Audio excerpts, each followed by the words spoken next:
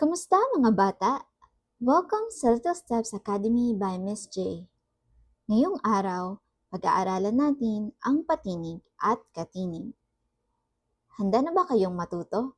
Tara, simulan na natin. Sa araling ito, matutunan natin kung ano ang patinig, ano ang katinig, at kung paano makikilala ang patinig at katinig. Magbasa ng mga halimbawa.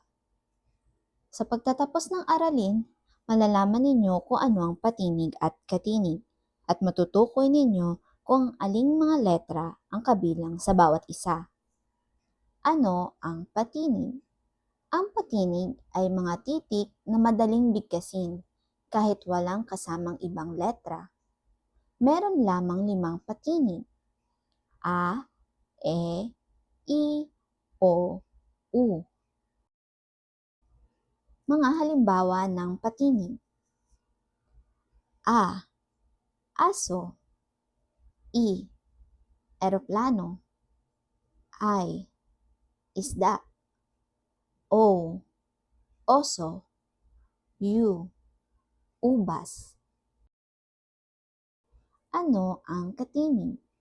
Ang katinig ay mga titik na kadalasang kailangang samahan ng patinig upang mabuo ang isang pantig.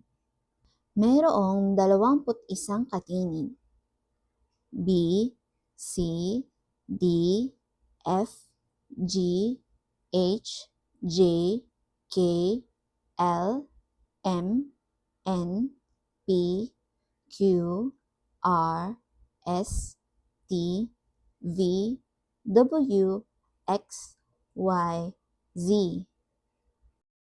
Halimbawa, B plus A equals ba. M plus A equals ma. S plus A equals sa. Tandaan natin, 5 letra lamang ang patinig. Ang lahat ng iba pang letra sa alpabeto ay katinig. Ngayon naman ay maglaro tayo. Sabihin kung ang letra ay patinig o katinig.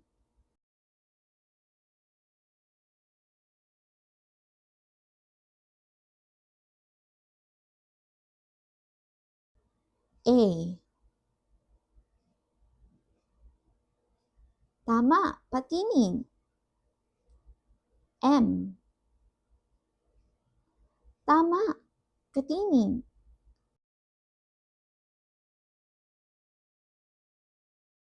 Tandaan, ang patinig ay A, E, I, O, U.